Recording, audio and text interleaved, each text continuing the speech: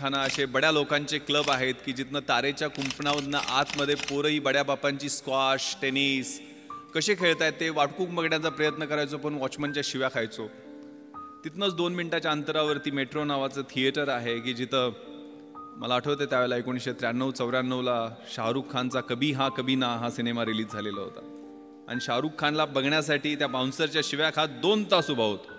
लांबून तो काहीतरी झलक त्याची दिसली, केस वाढलेली आणि आतमध्ये जाताना.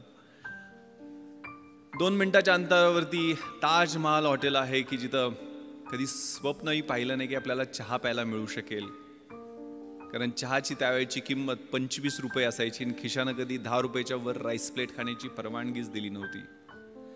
संध्याकाळच्या वेळेला त्या समुद्र किनाऱ्यावरती सूर्यास्त होताना डोळ्यातनं अश्रू गळायचे. आपल्याला हे जमेल का? एवढं मोठं स्वप्न IAS IPS होण्याचं आपण घेऊन मुंबईला आलेलो आहे का? इथंच कुठंतरी त्या दिलाय रोडवरच्या कामगारांच्या रूममध्ये सगळे नातेवाईक तिथं झोपायचे, एकानंतर एकाला एका बाजूला असे सगळे ओळीनं झोपलेले दिसायचे. तिथं झोपायला आणि काहीतरी काम करायला लागेल आयुष्यभरासाठी. फ्रस्ट्रेशन होतं, आगतिकता होत्या, मनात शंका होत्या, आत खूप सारे संघर्ष होते. आणि खूप छान सुरेश भटांची कविता आहे, विझलो जरी आज मी हा माझा अंत नाही, पेटेन पुन्हा नव्याने हे सामर्थ्य नाशवंत नाही.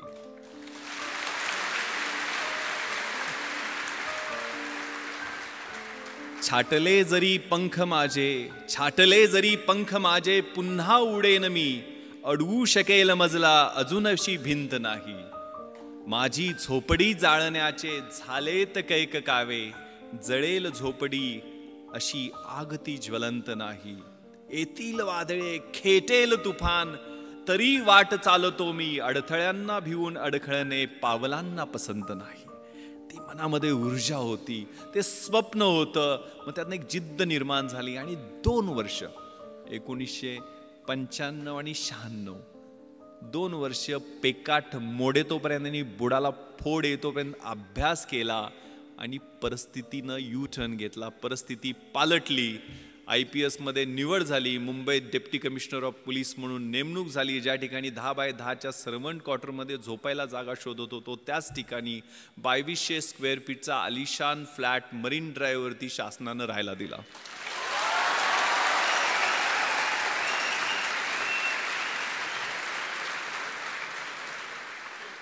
ज्या क्लबमध्ये कधी आतमध्ये काय चाललंय हे धडपडून वॉचमनच्या शिव्या खात पाहायचो, त्याच क्लबची मॅनेजमेंटची मंडळी येऊन विनंती करायला लागली की साहेब आमच्या क्लबची ऑनररी मेंबरशिप घ्या. आणि त्याच क्लबमध्ये माझी मुलं मला स्क्वॉश आणि टेनिस खेळताना दिसायला लागली. ज्या थिएटरमध्ये धडपडून फिल्मस्टार बघायला प्रयत्न करायचो 2011ला पश्चिम मुंबईचा म्हणजे बँड्रापासून जुहूपर्यंतचा जो एलिट बॉलिवूडचा एरिया आहे, त्या एरियाचा ॲडिशनल पोलीस कमिशनर झालो आणि तेच फिल्मस्टार 2-2 दिवस माझी अपॉइंटमेंट घेऊन भेटायला वाट पाहायला लागले.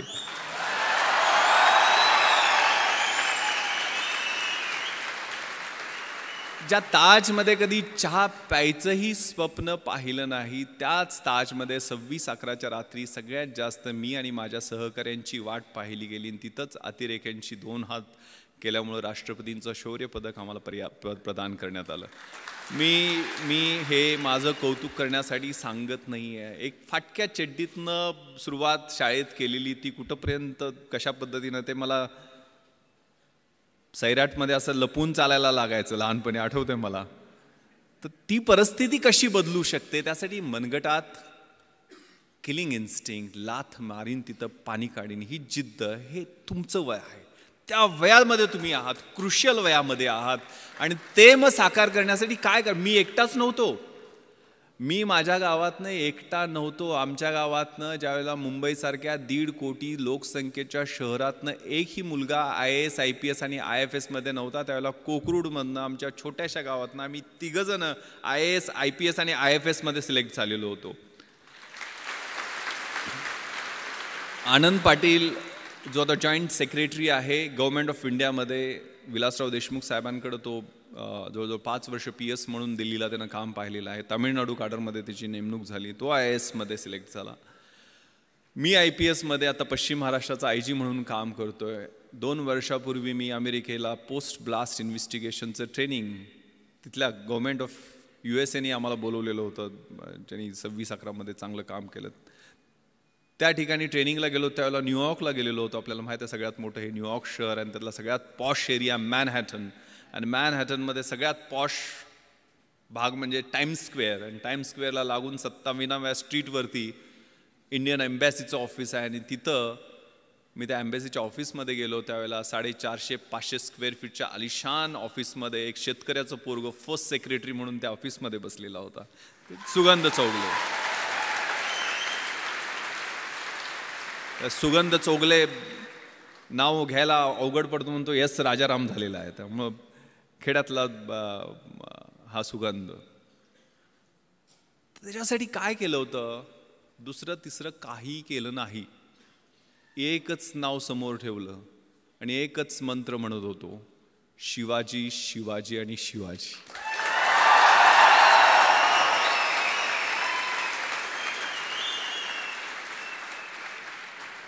कुठेतरी व्हॉट्सअपवरती मला मेसेज आलेला होता की शिवाजी कुणाला म्हणायचं? जो 65 किलोची तलवार वागवतो त्याचं नाव वेसाजी. जो 2000 सैन्याशी एकटा झुंजतो त्याचं नाव बाजी. जो हात तुटला तरी शत्रूशी लढत राहतो त्याचं नाव तानाजी. जो 8 तासात घोडा दिल्लीवरून पुण्याला घेऊन येतो त्याचं नाव संताजी. जो शत्रूच्या छावणीत घुसतो आणि शत्रूच्या छावणीचा कळस कापून आणतो त्याचं नाव धनाजी.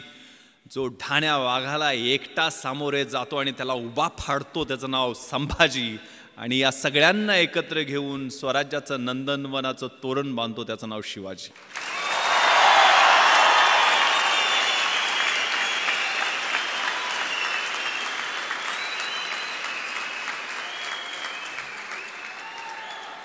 सोळाव्या वर्षी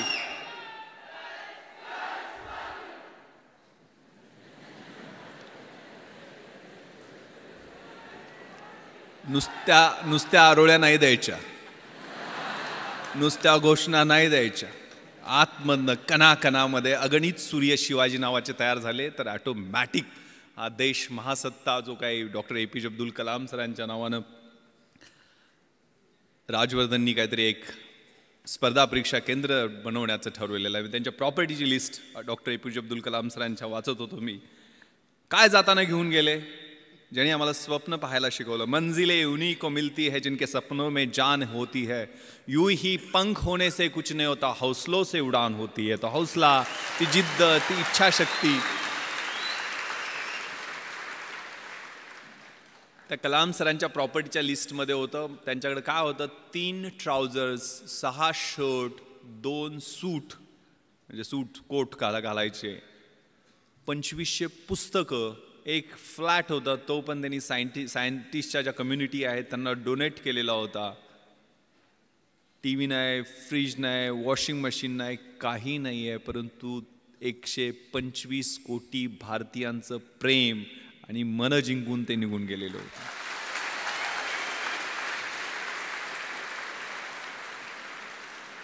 त्यामुळे हा मंत्र शिवाजी, शिवाजी, शिवाजी का मी सांगतोय? कारण त्यांनी प्लॅन जो केला. What is planning? सगळं मॅनेजमेंट, सगळं काही शिकायचं असेल तर छत्रपती शिवरायांच्या चरित्रातनं शिकायला पाहिजे. What is planning? Deciding in advance what to do, when to do, how to do, who is suppose to do it. कसं करायचं, काय करायचं, केव्हा करायचं, त्याचं नियोजन कशा पद्धतीनं करायचं, याला प्लॅनिंग म्हणतात. आणि प्लॅनिंगसाठी आपल्या समोरचं चॅलेंज कोणतं आहे, आपल्या समोरचं आव्हान कोणतं आहे, आपला ॲडव्हर्सरी कोण आहे, आपला शत्रू कोण आहे, परीक्षा समोर धरा. परीक्षेला समोर धरलं आणि एक सून झू नावाचा चिनी युद्धशास्त्रज्ञ आहे, त्यानं खूप छान विश्लेषण, आर्ट ऑफ वॉर नावाचा 511 बिफोर क्राइस्ट त्यांनी ग्रंथ लिहिलेला आहे. त्याच्यात त्यांनी विश्लेषण केलेलं आहे. If you know yourself, युद्धशास्त्रातलं हे तत्व आहे जे आपल्या आयुष्यामध्ये तेवढंच लागू पडतं. If you know yourself and if you know your enemy, you need not worry about the result of 100 battles. तुम्हाला स्वतःबद्दल पूर्ण माहिती असेल आणि शत्रूबद्दल पूर्ण माहिती असेल तर 100च्या 100 युद्धामध्ये तुमचा विजय निश्चित आहे. पण माहिती कशा पद्धतीनं, कशा पद्धतीचं विश्लेषण, स्वॉट प्रिन्सिपल आपण वाचलेलं असतं. Strength, weaknesses, opportunities and threats. आपली बलस्थानं कोणती आहेत, आपली दुर्बल स्थानं कोणती आहेत, आपल्या समोरच्या संधी कोणत्या आहेत आणि आपल्या समोरचे धोके कोणते आहेत याचं योग्य विश्लेषण स्वतःचं आणि शत्रूचं, म्हणजे परीक्षा असेल तर परीक्षेचं, सिलेबस कसा आहे, प्रश्नपत्रिका कशा येणार आहेत, गेल्या 10 वर्षातल्या कशा आहेत, पुढच्या कशा येऊ शकतील, सिलेबसमध्ये व्हॉट टू डू आणि व्हॉट नॉट टू डू हे कशा पद्धतीनं करायचं ते तुम्ही ठरवता का, त्याच्यावर काम करता का, नियोजन करता का, आणि त्याच्यानंतर स्मार्ट पद्धतीने, what is smart, specific, measurable, attainable, realistic and time bound, स्मार्टचं फुल फॉर्म आहे. तशा पद्धतीनं तुम्ही अभ्यासाचं नियोजन करता का, आणि मग तो स्मार्ट अभ्यास असेल तर तुम्हाला यश मिळण्याचं गुणोत्तर अधिक चांगलं होत जातं. If you know yourself and if you do not know about your enemy, after every victory gain you will suffer a defeat. जर तुम्हाला स्वतःबद्दल माहिती असेल पूर्णपणे, मात्र शत्रूबद्दल माहिती नसेल, तर एका विजयानंतर तुम्हाला एक पराभव पचवावाच लागेल. जर तुम्हाला स्वतःबद्दलही माहिती नसेल आणि शत्रूबद्दलही माहिती नसेल, तर you will suffer a defeat in every other battle. जर स्वतःबद्दल पण माहिती नसेल आणि शत्रूबद्दल माहिती नसेल तर आपल्याला मार खायला लागणार हे निश्चित आहे. त्यामुळे हे विश्लेषण आपल्यातल्या पॉझिटिव्ह, निगेटिव्ह, डिस्ट्रक्टिव्ह सगळ्या गोष्टींचं विश्लेषण व्यवस्थित करून आपल्याला मार्गक्रमण करायचं. And this time is very very important. More you sweat during peace, less you bleed during war. हे युद्धशास्त्रातलं दुसरं महत्त्वाचं तत्व आहे की शांततेच्या काळात जास्त घाम गाळला तर युद्धाच्या काळामध्ये कमी रक्त सांडावं लागतं.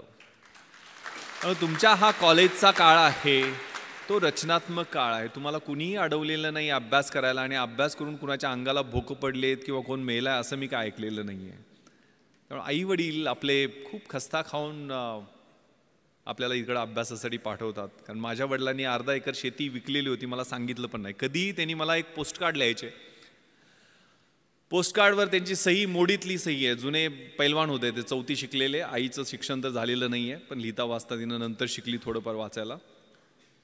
पण वडील मी दिल्लीला ज्यावेळेला UPSCची तयारी करायला इंटरव्ह्यूच्या वेळेला होतो, मुंबईमध्ये असायचो, त्यावेळेला पोस्टकार्ड लिहायचे. त्यांनी कधी टेन्शन देणाऱ्या गोष्टी लिहिल्या नाहीत, पण व्यवस्थित चाललंय आमची काही काळजी करू नको, तुला पैसे किती पाहिजेत, कसे पाठवून देऊ, जेवायला व्यवस्थित मिळतं का, वगैरे वगैरे विचारपूस करून शेवटी मात्र न चुकता एक ओळ ते लिहायचे.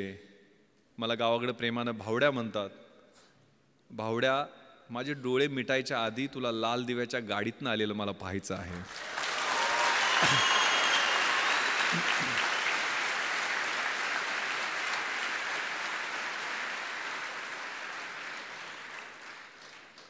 मग आग लागायची. कुठं कशी लागायची माहीत नाही, तर किडा पेटायचा.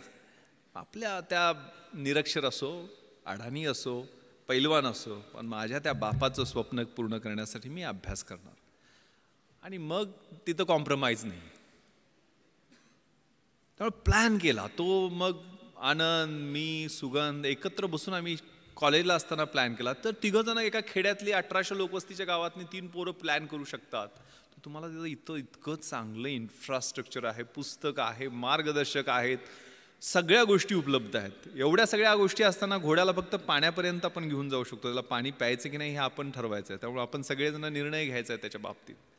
त्यावेळेला तो प्लॅन केला.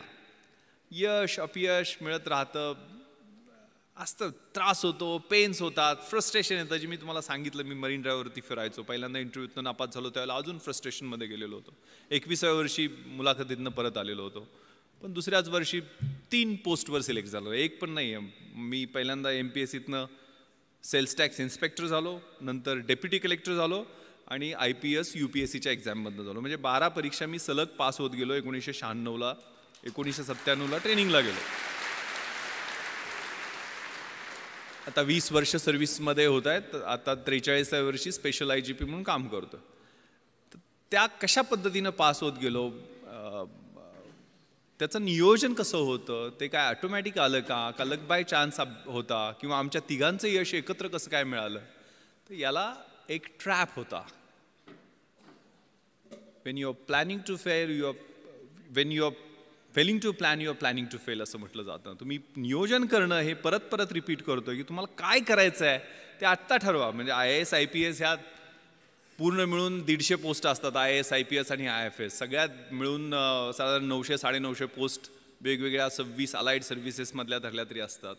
त्या काय सगळी मिळून येणार नाही आहेत. पण तुम्हाला ज्या क्षेत्रामध्ये जायचं आहे त्याच्यात कशा पद्धतीनं गोल्स आहेत, त्याला कशा पद्धतीनं तयारी करावी लागेल. पुस्तकं मिळणं प्रॉब्लेम होता. कशी मिळवणार पुस्तकं? तर मी मोठ्या म्हणजे पश्चिम महाराष्ट्रात मी युद्ध पातळीवर प्रयत्न करून यावेळेला 33,000 गणपती मंडळांना DJ आणि डॉल्बी लावू दिले नाहीत. 100% आम्ही यश मिळवलं की डॉल्बी पूर्ण बंद गणपती मंडळ. कारण मी गणपतीच्या आशीर्वादानं IPS मध्ये सिलेक्शन झालं माझं. त्याचं रिझन मी सांगतो. गणपती मंडळात पैसे, मग शेतकऱ्याच्या पोरांना पैसे कुठून मिळणार? इथल्यासारख्या चांगल्या कॉलेजमध्ये किंवा इन्फ्रास्ट्रक्चर असणाऱ्या कॉलेज, राजाराम कॉलेजमध्ये होतो, गव्हर्मेंट कॉलेज होतं. तिथं काय सिव्हिल सर्व्हिसेसची पुस्तकं तुम्हाला घरी मिळतील अशी परिस्थिती नव्हती. मग आम्ही मित्र बसलो. मग काय करायचं? यावेळेला गणपती मंडळात डॉल्बी आणायचं नाही, नटी नाचवायची नाही. दरवेळेला ती नटी नाचवण्यावर भांडणं आमच्या गावात व्हायचं. मग कोल्हापूर भाग आहे ना, इकडे काय परिस्थिती वेगळी नाही आहे. मी नेवाशाला वगैरे जाऊन आलेलो आहे, सगळा परिसर पाहिलेला आहे तुमचा. सो एक गाव एक गणपती करण्याचा आम्ही निर्णय घेतला. आणि माहीत आहे पोलिसांना किती टेन्शन असते. इथे इन्स्पेक्टर ओमासे बसलेले आहेत. म्हणजे मी गणपती स्तोत्र पण त्यानंतर रोज म्हणायला लागलो. प्रणम्य शिरसा देवम गौरीपुत्रम विनायकम भक्ता वासम स्मरणित्यम आयु कामार्थ सिद्धये विद्यार्थी लभते विद्या धनार्थी लभते धनम पुत्रार्थी लभते पुत्र मोक्षार्थी लभते गतिम. म्हणजे ज्या देवाच्या पूजनाने प्रत्येक शुभ कार्याची सुरुवात होते, जो विद्यार्थ्याला विद्या देतो, धन पाहिजे त्याला धन देतो, अपत्य पाहिजे त्याला अपत्य देतो, मोक्ष पाहिजे त्याला मोक्ष देतो, तो गणपती बाप्पा आम्हा पोलिसांना मात्र भरपूर टेन्शन देतो. कारण त्याच्याकडे असणारं अटेन्शन. मग ते अटेन्शन आम्ही बदललं. गावातनं पैसे जमा केले आणि व्याख्यानमाला घेतली. त्यावेळेला निर्मल कुमार फडकुले, शिवाजीराव भोसले असे व्याख्याते आणून सुद्धा आमचे 44,000 रुपये शिल्लक राहिले. कारण सहकार चळवळ आमच्या भागात ही चांगल्या पद्धतीनं रुजलेली आहे. सगळ्या कारखान्यांनी सुदगिरण्यांनी चांगली मदत दिली होती. 7 का 8,000 रुपये खर्च झाले. 44,000 रुपये. मग करायचं काय याचं? तर गाववाल्यांनी वेगवेगळे प्रस्ताव दिले. कुणी म्हटलं तालीम बांधूयात, कुणी व्यायामशाळा करूयात, कुणी म्हटलं ॲम्ब्युलन्स गावात आणूया, त्याच्यासाठी अजून पैसे जमा करू. पण आम्ही प्रस्ताव दिला की हे पुस्तकासाठी पैसे आम्हाला द्या. आम्हाला काही कथा, कादंबऱ्या, नाटकं, कविता असली पुस्तकं नको. तर आम्हाला MPSC, UPSC, bank recruitment, railway recruitment, army recruitment याच्यासाठी लागणारी स्पर्धा परीक्षेची पुस्तकं पाहिजे. ते वाघिणीचं दूध आम्हाला द्या, आम्ही तुम्हाला रिझल्ट दाखवू. गाववाल्यांनी नाही होय करत पुस्तक आणायला परवानगी दिली. 44,000 रुपये आम्हाला पुस्तकासाठी मिळाले. मी आणि माझे मित्र ती लिस्ट घेऊन पुण्याला गेलो. पुण्यामध्ये जेवढी जमतील तेवढी. त्यावेळेला NCERTची पुस्तक कुठं मिळतात हे पण माहीत नव्हतं. NCERTची पुस्तक विमाननगरला कुठल्या तरी एका सेंट्रल स्कूलच्या तिथल्या लायब्ररीमध्ये मिळतात म्हटल्यानंतर तिथनं आम्ही जाऊन पुस्तकं आणली. म्हणजे हनुमान जशी संजीवनीसाठी अख्खा डोंगर घेऊन आलेला होता, तशी जेवढी मिळतील तेवढी NCERTच्या पुस्तकात ठराविकच लागतात पुस्तकं. या परीक्षेसाठी व्हॉट नॉट टू डू हे खूप महत्त्वाचं असतं. आणि ते नियोजन, कॉमन सेन्स, परीक्षेची तयारी. म्हणजे हे UPSC साठी मी बोलत असलो तरी तुम्ही ह्या रेग्युलर गोष्टी तुमच्या रोजच्या जीवनामध्ये सवयी लावून घ्या. कारण अभ्यासाची शैली माझ्या अंगभूत मी करण्याचा प्रयत्न केला होता. मी मोटरसायकलचा नंबर दिसला तरी त्या 786 असेल तर 786 झाली. जगाच्या इतिहासात काय झालं, महाराष्ट्राच्या इतिहासात काय झालं, भारताच्या इतिहासात काय झालं ते आठवायचा प्रयत्न करायचो. डायरी प्रत्येक पानावर माझ्या छोटी डायरी होती त्या ठोकळ्यात. कारण मी इतिहासात माझा ऑप्शनल सब्जेक्ट होता. मी कुठलेही म्हणजे CSR एक माझ्याकडे असायचं नेहमी, जे नेहमी जाताना कुठेही वाचायचो. मी अगदी ॲन्युअल ट्रेनिंग कॅम्पला रुकडीला गेलेलो होतो कोल्हापूरच्या जवळ. 5 महाराष्ट्र बटालियन NCC सर्टिफिकेट मी केलेलं आहे. शेवटच्या वर्षी ज्यावेळेला कॅम्प होता त्यावेळेला CSR घेऊन गेलेलो होतो. आणि तिथं मग वक्तृत्व स्पर्धा जाहीर झाल्या, इलोक्युशन कॉम्पिटिशन. मग त्याच्यात मी पार्टिसिपेशन केलं. इंग्लिश आणि हिंदीच. NCC असल्यामुळे 2च ऑप्शन होते. हिंदी काय जमायचं नाही. इंग्लिश पाठांतर खूप चांगलं होतं पण अर्थ काय कळायचं नाही. एक CSRचा मॅगझिन होतं माझ्याकडे, त्यात नॅशनल इंटिग्रेशनचा निबंध होता. इकडेही विषय नॅशनल इंटिग्रेशन, पण तो निबंध देशात पहिला आलेल्या मुलाचा होता. आणि तो निबंध मी काहीही कळत नसताना जसाच्या तसा पाठ केला आणि मी पहिला नंबर काढला. म्हणजे अजूनही मला तो निबंध आठवतोय नॅशनल इंटिग्रेशनवरती जो होता. The strength of the nation lies not in its loud claims and mouth watering directive principles of the state policy but in the spirit of service and that of the complete dedication of one's both body and soul to the cause of unity and integrity of the nation. आता महत्त्वाचं सांगतो, मी deputy collector उपजिल्हाधिकारी म्हणून जे selection झालं त्यावेळेला मला फक्त इंग्रजीमध्ये 100 पैकी 92 मार्क मिळाले होते म्हणून झालेलं होतं. हे 92 मी मराठी माध्यमाचा माझं ॲव्हरेज इंग्लिश होतं, पण माझं ग्रामर आणि रायटिंगमधलं इंग्लिश बोलताना मी UPSCची मुलाखतसुद्धा मी मराठीतून दिलेली आहे. पण तिथं मी काय केलं, मी पेपर फोडला नव्हता. 92 मार्क मला कसे पडले, कारण त्यावेळेला 40 मार्काला एसे असतो. आता मी कुठला निबंध पाठ केला होता, नॅशनल इंटिग्रेशनचा, आणि इथं मला निबंध कुठला आलेला होता, if I were a prime minister, मी पंतप्रधान झालो तर. आता मी कसे बदल केले त्यातले, म्हणजे मी मगाशी आता भाषणात सांगितलं नॅशनल इंटिग्रेशनमध्ये कसं होतं, the strength of the nation lies not in its loud claims and mouth watering directive principles of the state policy. इकडं कसं गेलं, the strength of the nation lies not in prime ministers loud claims and his mouth watering directive. पुढे असं होतं, however with every salute and cheers to our grand and mighty past we cannot but admit that our present is afflicting, sometimes it is horrifying, sometimes frustrating. इकडे कसं गेले, however with every salute and cheers to our grand and mighty past of Jawaharlal Nehru, Indira Gandhi, our present, त्यावेळेला इंदर कुमार गुजराल आणि ते चंद्रशेखर सरकार पडणं वगैरे सुरू होतं, ते सगळं इट इज अफ्लिक्टिंग, समटाइम्स हॉरिफाईंग. असे व्यवस्थितपणे फिलिंग द ब्लँक्स केले आणि व्यवस्थितपणे पेपर तो लिहिला आणि 92 मार्क मिळाले आणि मी डेप्युटी कलेक्टर होऊ शकलो. हा प्रयोग माझ्या मित्रानं केला आणि त्याला 37 मार्क फक्त पडले. त्यामुळं हा प्रत्येकाचा इंडिव्हिज्युअल अप्रोच असतो, प्रत्येकाच्या अभ्यासाची शैली ही वेगळी असते. माझी दुसरं कारण, मी डेप्युटी कलेक्टर होण्याचं माझा समाजशास्त्र विषय मी घेतलेला होता. कधी घेतला, ज्यावेळेला MPSC प्रिलिम्सचा रिझल्ट लागला आणि मी पास झालोय आणि 1.5 महिन्यांनी MPSCची मुख्य परीक्षा आहे हे माहीत झाल्यानंतर मी समाजशास्त्र विषय घेतला. कारण मराठी लिटरेचर माझा दुसरा ऑप्शनल सब्जेक्ट UPSCच्या अभ्यासासाठी, IAS IPSच्या तयारीसाठी मराठी साहित्य होता. पण MPSCमध्ये मराठी साहित्याचा चांगला स्कोअर होत नाही आहे, त्यामुळे मला माझ्या मित्रांनी सांगितलं की तो विषय घेऊ नको. मग मी समाजशास्त्र विषय घेतला. समाजशास्त्राचं सोशॉलॉजीचं स्पेलिंग सोडून मला काहीही माहीत नव्हतं. मी बाजारात गेलो, सगळ्यात छोटं पुस्तक असेल ते निवडलं आणि ते 175 पानाचं पुस्तक घेऊन आलो. आणि माझा एक मित्र संजय देशमुख, जो MPhil इन सोशॉलॉजी झालेला होता, त्याला म्हटलं मला जरा मार्गदर्शन कर रे, माझं 7 दिवस मी देऊ शकतो या विषयाला, मला समाजशास्त्र विषयात चांगले मार्क्स पाडायचे आहेत. तोही मेन्सला होता. तो 3 ठोकळे त्यानं मोठे मोठे काढले आणि जवळजवळ 350-400 डेफिनेशन्स इंग्लिशमध्ये त्याला पाठ होत्या. आणि असं टेन्शन दिलं की म्हटलं आता आपण गळ्यात दगड बांधलेला आहे आणि उडी मारलेली आहे आणि 100% बुडणार. मात्र ते 7 दिवस त्या पुस्तकाबरोबर मी अभ्यास केला, म्हणजे रोमॅन्स केला, लिटरली कॉन्सेप्ट समजून घेतले.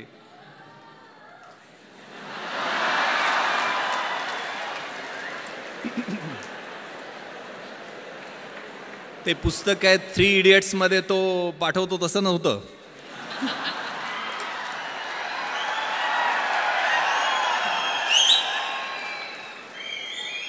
आणि तुम्हाला विश्वास बसणार नाही, माझं मार्कशीट तुम्हाला मी दाखवेल.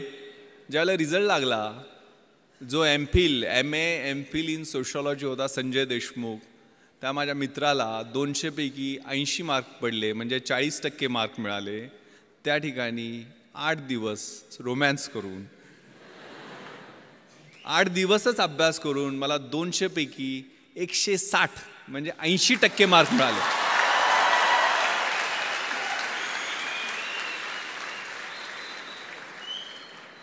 अगेन मी पेपर फोडला नव्हता, किंवा पेपर फोडून सुद्धा समाजशास्त्रात विश्लेषणा पद्धतीनं मार्क मिळत नाहीत. काय केलं मी?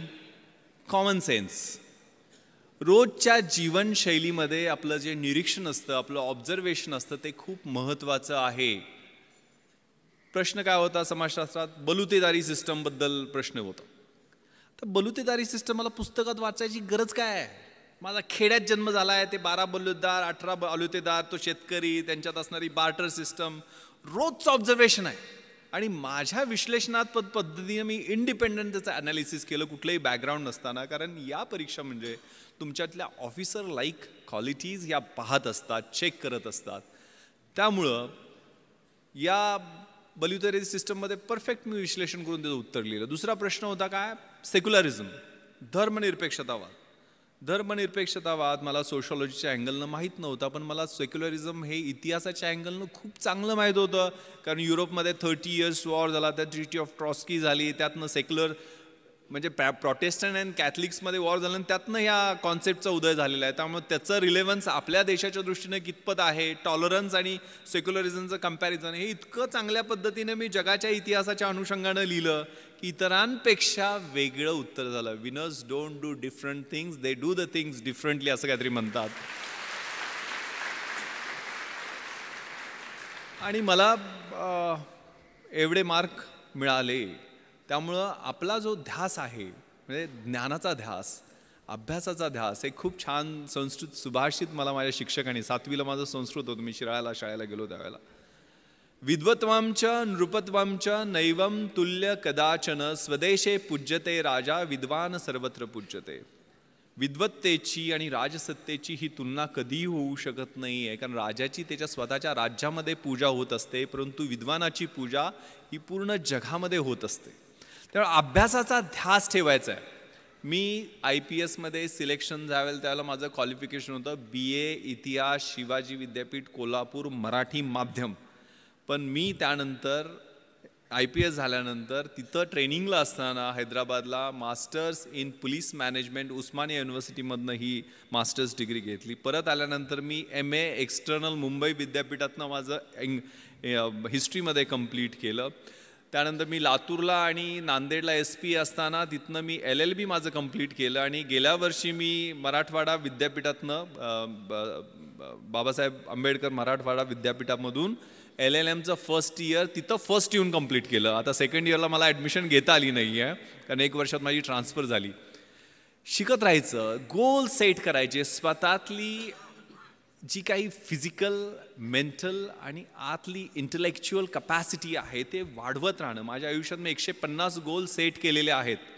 मी आज म्हणजे माननीय थोरात साहेबांनी एवढा आग्रह केला, मी अँटीबायोटिक्सवर आहे. कारण मी माझ्या मुलीनं मला सांगितलं की तुम्ही सगळं, तिला पाहण्याची हौस आहे. म्हणजे ती म्हटली की मला ते जगातल्या गोष्टी दाखवणं, मला पार्लमेंट दाखवा, मला प्रेसिडेंट हाऊस जिथं doctor APJ Abdul Kalam sir बसायचे त्या हाऊसमध्ये घेऊन चला. म्हणून मी दिल्लीला तिला सगळ्या गोष्टी, सगळे फोर्ट तिला दाखवले, जोधपूरला घेऊन गेलो, जैसलमेरला घेऊन गेलो, बॉर्डर दाखवली, माझं बॅचमेट तिथं BSFमध्ये IG असल्यामुळं. आणि म्हणजे तिला मी सर APJ अब्दुल कलाम सरांना भेटायला गेलो त्यावेळेला तिला ऑटोग्राफ देताना तिने विचारलं, येस व्हॉट्स युअर नेम बेटा? ती म्हटली Janhavi. Okay Janhavi, do you want to become IPS officer like your father? तर ती म्हणाली, no no sir, I want to become doctor APJ Abdul Kalam.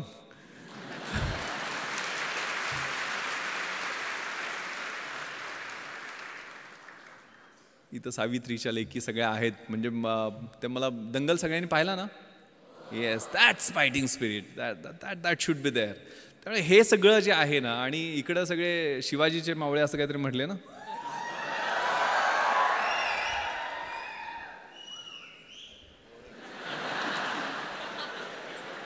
पहिल्यांदा कळालं शिवाजीचे मावळे शिट्ट्या पण घालत होते.